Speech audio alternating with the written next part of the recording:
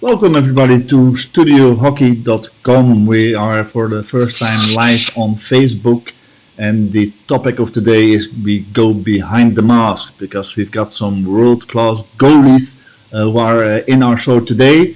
The idea was to have three goalies on the show. Pirmin Blaak from Oranje Rood and from the Netherlands, David Harte from Ireland and from Kampong, and Tobias Walter from Germany and from Dragon and Belgium since recently. But Pirmin is having some troubles logging in, so we hope that he can join us during the show. But meanwhile, we've got these guys who are live with us, so very happy with you guys. Guys, let's start. First question: they say all goalies are crazy. Are you crazy? Why did you become a goalie, Tobias? Yeah, I think some goalkeepers are crazy. In my turn, I'm crazy as well, I think. And I became a goalie when I was 6 because my father is still a goalkeeper, playing for a third men's team in Germany, and he was big. I became a goalkeeper. Perfect, David. Are you crazy? I think I'm more on the normal side of the goalkeeping aspect, but then again, I think if anybody asks what you do for a living and you stand in front of a ball that's being hit over 120 kilometers an hour at you, you would have to say you are a little bit crazy, all right.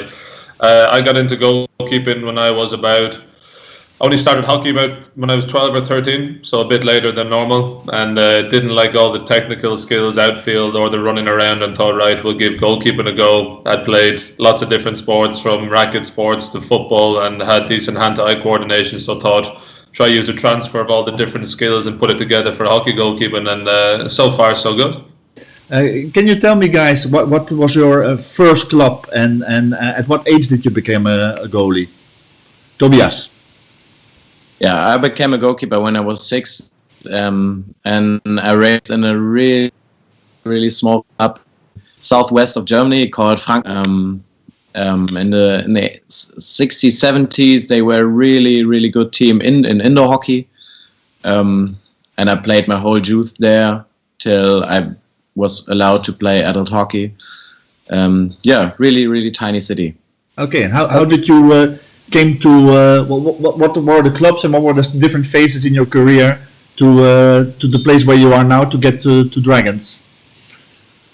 Yeah, I started in Frankenthal, little tiny city, and then when I was 17 and was allowed to play senior hockey, I moved to another club next door called Dürkheim. They are really famous for their indoor skills as well, in the early 90s. And afterwards, I moved to Mannheim. Probably everyone knows it now in international hockey. Played there for 3 years. Become German. After 3 years there, I moved to Harvestehude in Hamburg, which was one of probably my best times I've ever had in hockey. And yeah, after 6 years in Hamburg, I decided to do another step and move forward, try to improve myself and develop, and so I moved to Belgium.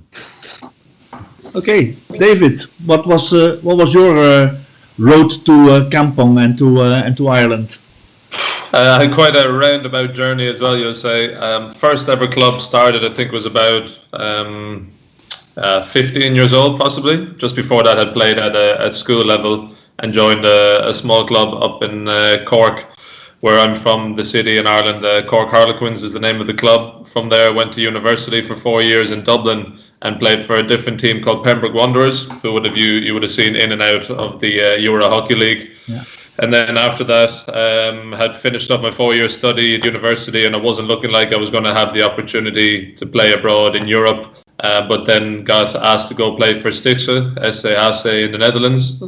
Played there for 2 seasons, side by side with my twin brother. And in my 3rd year in the Netherlands, I moved to Kampong. And this year now, starting on Sunday with the new season begins, it will be my 7th year and 9th year in total in the Netherlands. So yeah, and was lucky enough as the years went through within the Irish setup to receive my first cap when I was just 18 in 2006. Were you ever in all those years? Were you a second goalie in the team you were playing? And if did, how did you deal with that, David? As I was going through the different phases in Ireland, I would have been the second goalkeeper at school level, second goalkeeper at the beginning of provincial level, and then as I went to the club that I mentioned, Pembroke Wanderers in Dublin, there was 3 or 4 goalkeepers of really good quality and ability at the time, so it would have actually made the best learning environment for me. I didn't go in there expecting ever to be the first goalkeeper, although all goalkeepers will have that in the back of their mind, that that's their goal and their aim to become the first goalkeeper.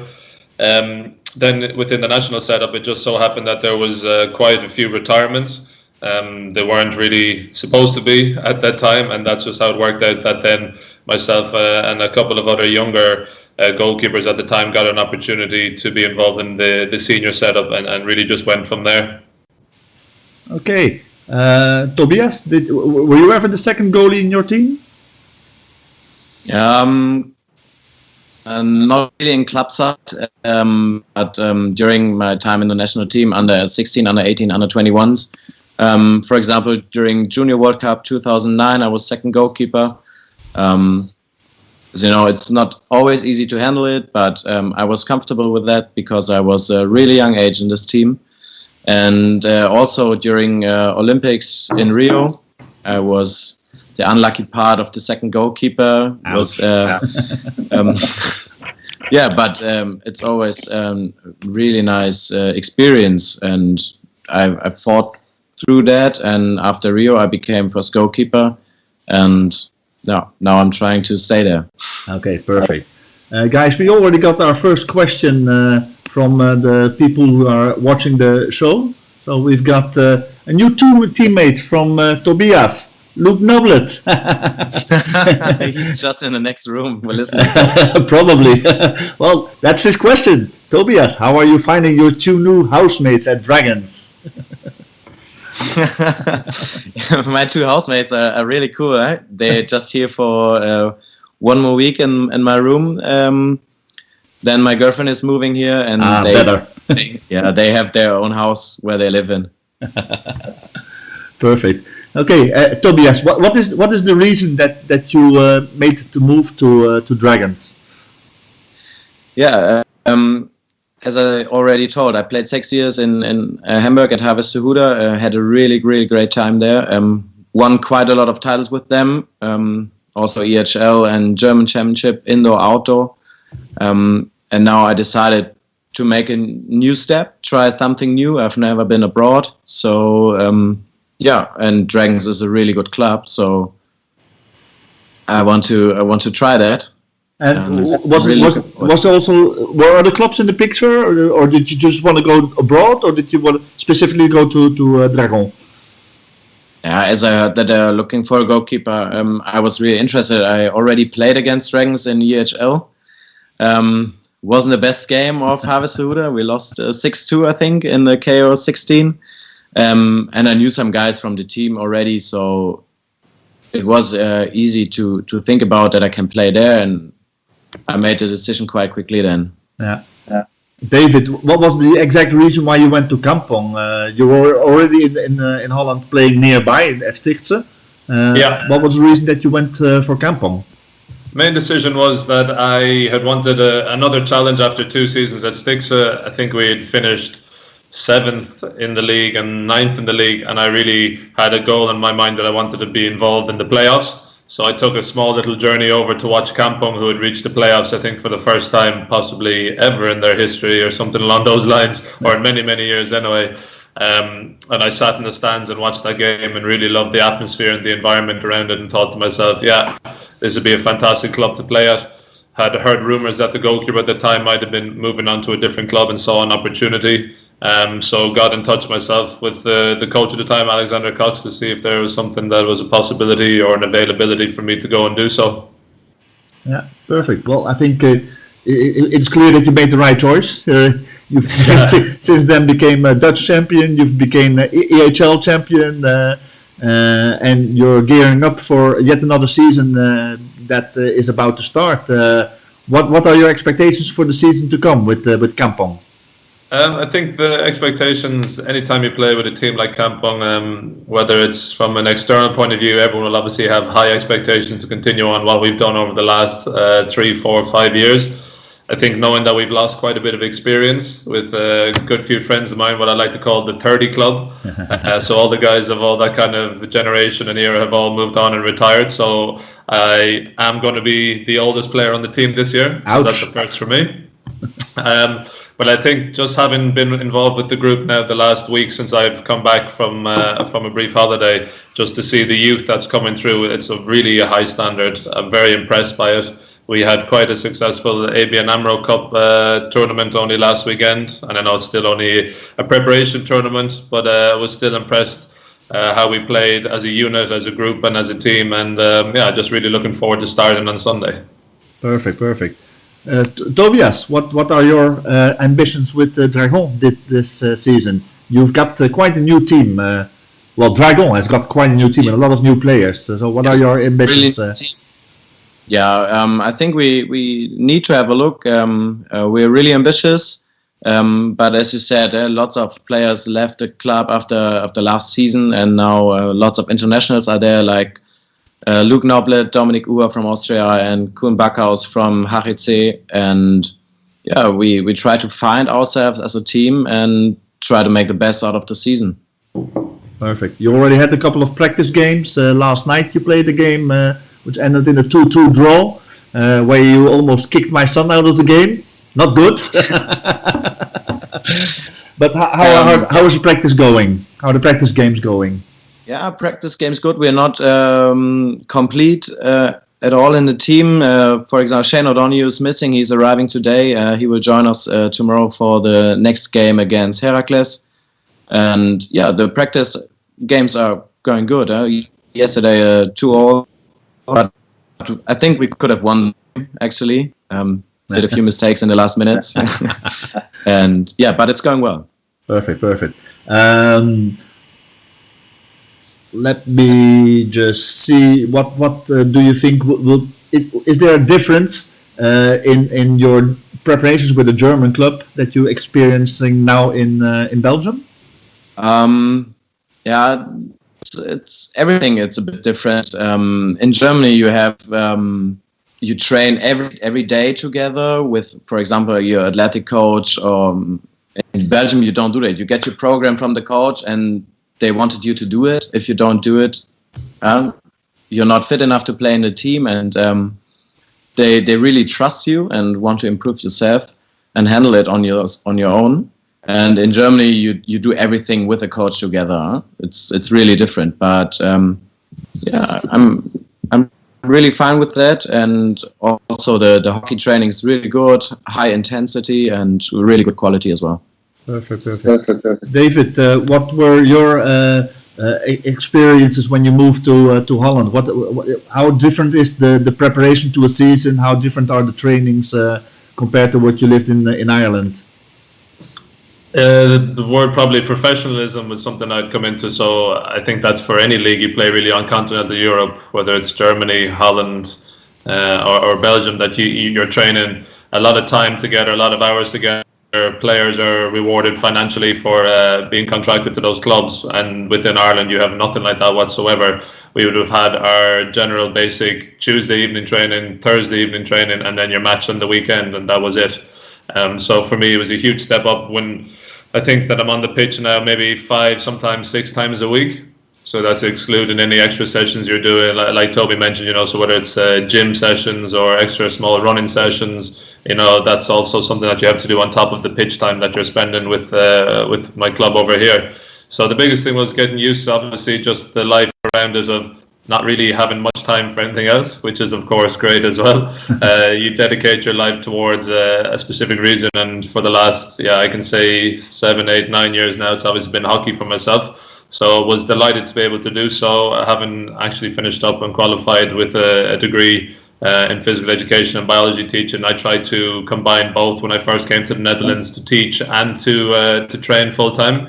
Had to stop that back in 2015 it was, but really enjoyed my time working in the likes of the International School of Utrecht, and other small schools here in the Netherlands. So biggest thing, as I said, for me, the change was the professionalism, and it's something that I still really enjoy, that you're training together full time as a group and as a squad, and it's something that I'm quite jealous of, when I would like to think what an Irish team could do if we had that amount of time and hours together as a group. I can imagine.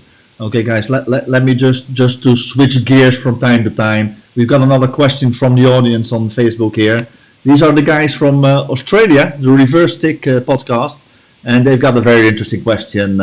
Can we please hear from the guys their top tips for keeping their goalkeeping kit fresh and odor-free? Tobias, what do you do to keep your goalkeeper's kit odor-free? Actually, after training, I just put everything out of my bag and try to get it dry, though. Then it's fine, huh? It don't start to smell. Sometimes I wash it. David, you got any special tips? Well, I like to say mine isn't odor-free, but it really isn't, because it's unavoidable at times. I like to say it's the smell of success and hard work. But sometimes what I try to do, of course, is, you do hang it out as much as you can. Use the likes of Febreze, all the different sprays that you can imagine, but within one session, again, it just goes back into its old ways. But if there's certain parts of your equipment, of course, that you could wash, that you can sponge down, or that you can place into the washing machine, absolutely do so. Yeah, well, for me, it is pretty clear. I've only played goalkeeper just once, and the odor of your goalkeeping kit is why I say goalkeepers are crazy. That, for me, no doubt about that. David, what are your expectations for the Euro Hockey League that is also ahead of you for this season again with Kampong? Good question. I think it's nice having the ability to go into the knockout 16, if you like to call it that. So we don't have the round one phase, which we've been through a couple of times before. Last time I think it was in Banbridge in Northern Ireland, which hosted a fantastic first event. But expectations, again, I think internally we're just going to go quietly about our work. We'll try and hopefully avoid a big name like we usually get at that stage, most likely Rot-Weiss Cologne. Everybody will probably be saying to us, because it's been 4 the last 5 years. But it's always a phenomenal tournament to be involved in. It's one of my favorite tournaments certainly to play in, and last year having the opportunity to play in the final and the semis in Bloomendale in front of a large crowd that there was in fantastic weather was really a great kind of environment to be around, when you realize all the hard work and all the hours and dedication, you get an opportunity to try and go for a big prize like that on such a big stage. It's just unfortunate, of course, that we came up short. But the only thing I will say is that I'm not too happy with, and I can understand it's because of the Pro League and other, obviously, tournaments involved, but the fact that they've kind of condensed it into just the 1 week, I really don't like that. I think it's such an event that you try to obviously create a bit more of a special time and, set certain weekends for it. But unfortunately, that's the way it's going to work out this year. Yeah. Tobias, I think that you will be happy that the final event is going to be 1 week, because the last time that it was the case, you guys won, I think. Yes, that's correct. Yeah. Actually, I really like it when it's in 1 week. So you can stay there for quite a long time and prepare perfectly on every match. And yeah, as you said, if it's in 1 week, I won it the last time, so maybe it's going to happen again. I don't know. Okay, but yeah, what are the ambitions with the Dragons? You also avoid the first round, I think. You don't have to go to Barcelona. We don't have to go to Barcelona. Really excited about the draw, who we play against. Maybe it's going to be Kampong, I don't know. We, as I already mentioned, we got a new team. First of all, we take a look on our league, and EHL is still quite a while to go. And as Davey mentioned, there's also the Hockey Pro League, which makes everything a bit more difficult with the time. And not lots of time to prepare for that, so we will wait till EHL is coming and what we can expect then. Okay, guys, yet again time for another question from the audience. This time we've got Robert van Gebert, who's asking, coming into a new team, how do you adjust your goalkeeping style to the way the team plays, and how do you communicate the way you want to play with your team and coach? Tobias, you're in a new team. Yeah, I'm in a new team. Actually, the style of play is not really different. I knew some guys before I came to Dragons, so it's easy to get integrated into the team, and I think I'm a really open character, so I can do lots of fun with everyone. And on the pitch, we're talking English. We try to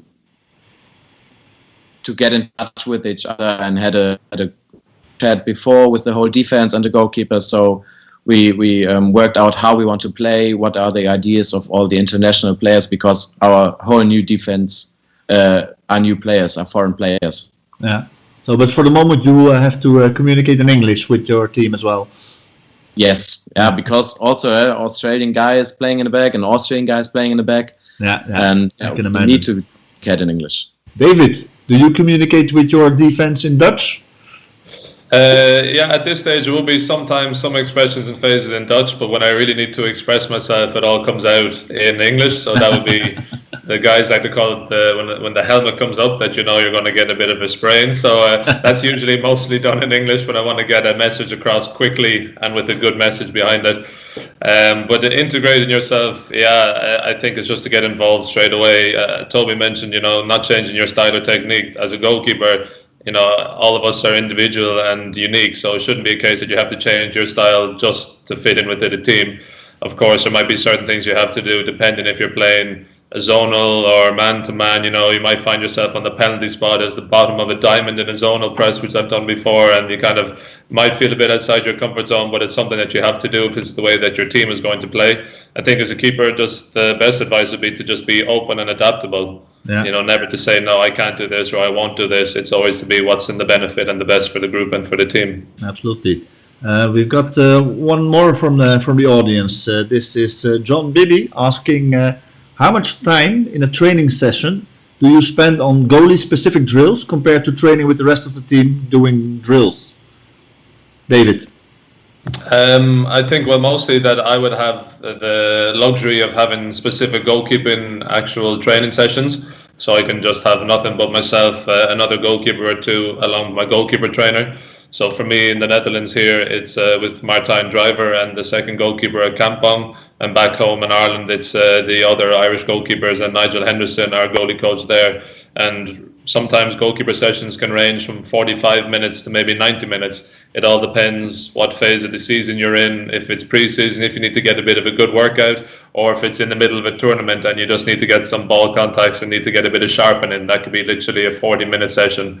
It's funny because some people, I have a goalkeeper session today actually, and if people were to come down and have a look at the pitch, they must be thinking, right, hoofdklasse goalkeeping session, Martijn Driver's the goalie trainer, must be really, intense and high energy, which of course it is in parts, where sometimes I'm also just talking to him about my golf swing. You can chat away. You have to have that good bond and relationship from a mental side of thing with your goalie trainer as well. So I think that's always really important. Yeah. Tobias, what is the way they do it in Germany? In Germany, I had the luxury to train with our national goalkeeper coach, Jimmy Lewis. He's an English guy, but living in Germany for quite long now. Worked with him for the last 3 years, I think, nearly 4 years. And he is living in Hamburg, so I could train with him every day. And he's also doing during the national camps. And here at Dragons, I train with Dennis van den Poel, so we got special goalkeeper sessions as well, besides team training. Okay, nice. One more from the audience. Marcus Ridderseter, any tips on how to take the next step in your career if you're from a country where hockey is a very small sport? David? Is that just directed at me because I'm Irish? Or is it just... I think in Germany hockey is also considered a small sport. That's true, but they also have Olympic titles to their name, so that might be... They're not a small hockey nation, that's for sure. An honest and open answer to that would be simply just go after something that you want to do. I remember spending hours on emails to different clubs throughout the whole class of being like, listen, I would love to join your club. I'd love to come over. If you need me even to come over for a practice session or for a trial basis, I was very happy to do that. I really wanted to do everything that I could do to get to a higher level. So I think it's a case of not holding back. If you really want something badly enough, just don't be afraid to go after it. Yeah. Tobias, your thoughts? Yeah, actually, nothing to add. What Davey said. If you want to improve yourself, you have to do the next step. And if you got the opportunity, even if it's to move on to another city, or if you want to become better, you at some stage you have to do that. No, I can imagine. To make another switch here, we've talked about your club competition. We talked about EHL. There's this other competition that is not being played this year, the Hockey India League. What are your thoughts about this Hockey India League? Do you like the format? Do you like that it's in the calendar? David, what are your thoughts on those? I haven't had the experience of 4 seasons over there. I can honestly say that I really thoroughly enjoyed my time in India. I think anytime I've been asked questions or done interviews about it, the first thing I've said is that it is literally something that you can't really begin to describe. You have to actually go through it and experience it for yourself.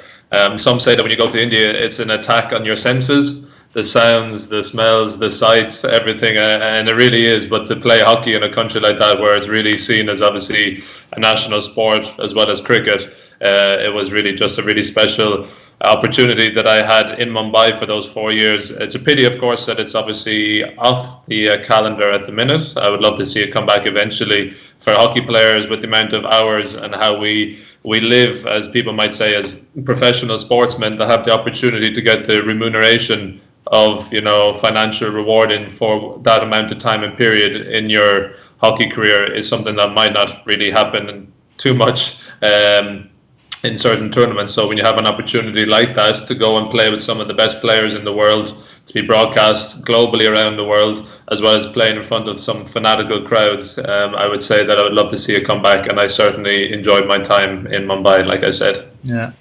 Tobias, what are your experiences with India? I have never played in the India Hockey League, but I would love to. But when I was to apply for it, they stopped it. I've been to India once. It was during the World League 4 in Bhubaneswar. That was a special tournament, huh? Yeah, it was a crazy tournament. That was the tournament where half of your team got sick. And your colleague goalie had to score a goal in the game for the bronze medal, if I remember right. You're so jealous. You're so jealous. That's what I wanted to ask you. Are you guys... Tobias, you played the goalie in that game. Would you have liked to be the striker in that game? Actually, no. Because, running around the pitch without a substitute for 60 minutes is horrible. Especially in India. He did a really, really good job. And to be honest, this goal he scored is a really, really good goal because of his technique, how he trapped the ball, how he put it in. Really, really good. But David, you were jealous. You would have been in the 4 lines. You would have been the striker for that game. I was jealous of the goal scoring, but as Toby mentioned, I certainly wasn't jealous of all the running around in the weather conditions over in Bhubaneswar, like I know it. And chasing after the fit and strong Indians, I'd say it wouldn't have been much fun.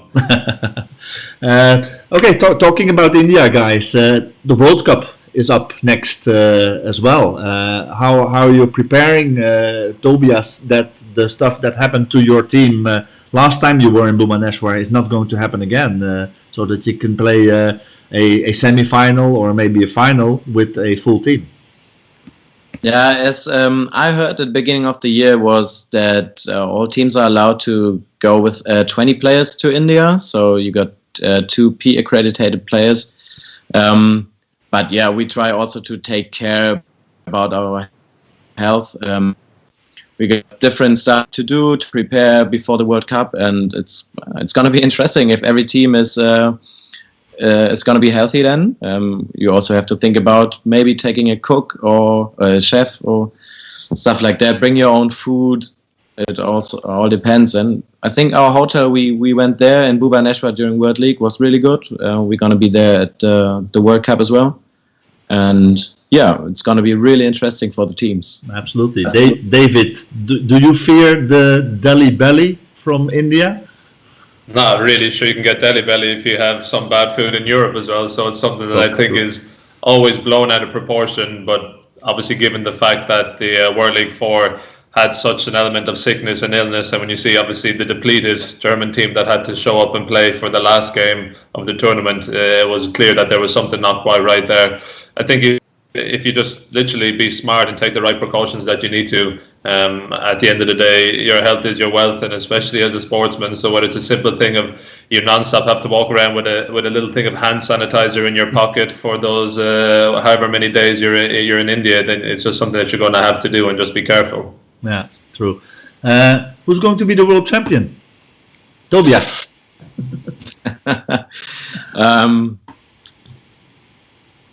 Of course, everyone wants to be a world champion. In our team, we didn't talk about our aims during the World Cup, but I think, as I said, everyone wants to become a world champion. So we try everything to win through the tournament. But if I have to go for a tip, no idea.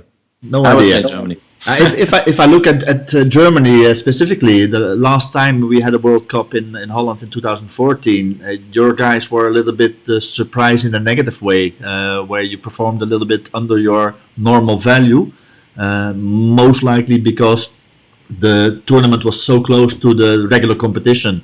And there was probably some fatigue with the players. Also, you got some last-minute injuries, obviously. What are you going to do to be fresh at the start of the World Cup in India this year? First of all, nearly the whole team changed to compare it to 2014. We got lots of young players. I'm one of the oldest now.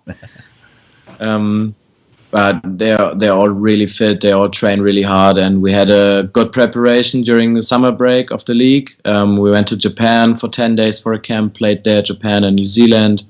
Had a 4 Nations tournament against Argentina, France, and Ireland. And we didn't play the Champions Trophy, so we were a bit sad about that. But I think we had a good preparation during the summer break, and we start again with camps in October. And then we'll see on which way we are. David, what are your expectations for the World Cup? Who do you think is going to be the champion?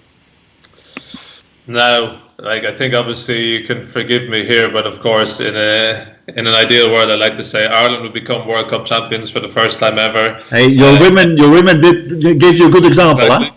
Emulating the fact that you can see that everything is possible, and what our women achieved was obviously a phenomenal victory in the terms of, defying the world rankings, beating higher ranked opposition, albeit through different scenarios, through shootouts and the likes, but still a fantastic presentation from them. I think in the men's hockey, those side of things, I think majority of the time world ranking is there for a more of a specific reason, and there is less between the top teams, and it would be quite a big upset if the likes of a number 16 team was to beat a top 10 side or top 5 side in the world. It doesn't necessarily happen in men's hockey, but then again, the World Cup might throw up a few surprises. I think if you look at all the teams that are participating, and now that it's opened up to a 16-team tournament instead of a 12-team tournament, that realistically the way that the groups are set up and the crossovers are fixed, that it could throw up a few different scenarios in the quarterfinals where 2 massive teams in world hockey might have to face off against one another, and then that's suddenly one team is out.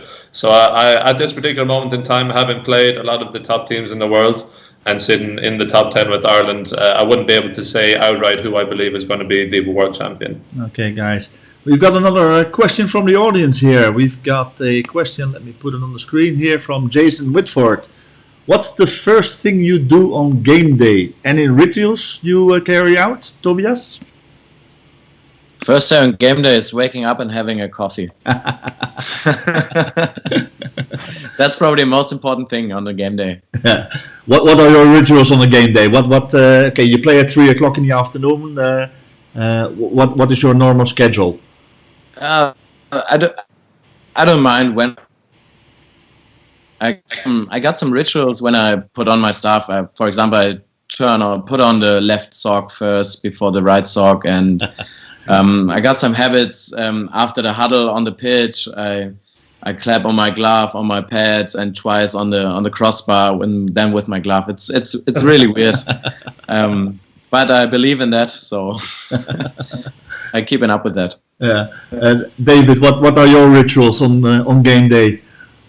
As most people probably know me, I'm quite a big eater. So what usually wakes me up in the morning is hunger. So I go in search of some food. So wouldn't be a coffee first thing, but just literally getting food into the body, fuel for the upcoming match or training session. Rituals wise, I might say that I don't have any rituals, but then again, if I had looked into things deeper, then I might have certain ways that I like to have, take whether it's power gels at the right moment just before heading out to the pitch and one at halftime, or the consumption of food and bananas at a particular time. But in terms of equipment or this or that, not necessarily. In the huddle before the game at club, I know that there's always the likes of two players that always are sat next to me, and literally one is always behind me, and that's Robert Kemperman and Sander Devine. I think that's also just out of habit and being together now for 7 years in the team. But other than that, I don't hit the post or anything like that, or I don't do a certain stretch, or I don't do this or that. But again, if people were watching maybe closer, they might be able to tell me differently. Yeah, I can imagine. Guys, one of my own question is always, why do these goalies like these really bright fluo colored shirts? You wear really pink, you wear really yellow, you wear... We got these shirts 2 years ago. They just gave it to us, and we were like, in the first moment we were like, oh really? Do we need to wear pink? But then we played the first time in it, and next time we played in this orange, and we're like, the pink is much more beautiful, huh? So we stay with that, and we really, really like it. And it's really bright, so when the striker enters the circle, the first thing he's seeing is it's a pink shirt. So he aims for the pink shirt. Bigger than he actually is. David, what are your color of shirts? Mine are a bit more bland here at club. I have black or sky blue, and even for the sky blue, I get dogs abuse from my fellow teammates. They call it baby blue. So I'm not sure how pink would go down over here. But most of the time, if I had an option of a coloured shirt, I like to wear red. Just purely, I think it's the first colour that the eye picks up, and as Toby mentioned, it is one of the first things that makes you also look bigger in the goal when a striker comes in. Okay, guys, next big thing around the corner. Is going to be a really new tournament with the Hockey Pro League. What are your thoughts about the Hockey Pro League, Tobias? I think it's a really good opportunity to make hockey bigger, or do proper events out of that, like they do in football with their World Cup or Euro qualification. But it's also really stressful. I think it's going to be really hard. Our first part of the Pro League will be Australia, New Zealand, Argentina away games. So we will be on journey for 1 month. But I'm really excited to go there, because it's a real nice to travel through these countries and play big games. And after 1 year we will see if it was a good idea or not, but we will continue that for the next 4 years, I think. David, you're not in it. Is that hurting, right? or would you like to be in it, or what are your thoughts on the Hockey Pro League? I would like to say honestly that it was pretty disappointing when we found out that we weren't involved, and I think a reason behind it was that we didn't have a good enough or large enough facility to host an event in Ireland. Although I didn't really agree with that excuse, given the fact that it was 2 years ago when the announcement was made almost, and it doesn't start until 2019. So you have the opportunity to build and develop one. The fact that Pakistan are playing their matches out of Scotland also I find a bit strange. But for the rest of it, I think obviously the Pro League idea to try and create hockey on a bigger scale and on a world level and creating the superstars behind it is of course very good idea from the FIH, but it's whether or not that the governing bodies of hockey in those countries participating are able to sustain it financially. And also my side of things that I would worry about most is player welfare. I think Toby mentioned his journey and his travel, and I know what it's like to do those long journeys and then to be asked to perform at the highest level. You go to those countries, you're not allowed to practice against the opposition that you're playing against, where you would do mostly when you go on training excursions. So for me, there's a lot of different question marks that are still up there in the atmosphere right now about it. But again, hopefully it'll be fantastic. Anything that can help grow and develop our sport is always good. But I'm a little bit jealous of missing out. I can imagine. Okay, guys, I've got one final question before we wrap up things here. My favorite proposed, or one of my favorite proposed rule changes will be that games do not have a draw anymore in whatever tournament, if it's competition locally or the big events. So there has always got to be a winner. But then, what would be your favorite ending to a game? Would you prefer the golden goal? Would you prefer the shootouts or the old-fashioned penalty strokes? Tobias?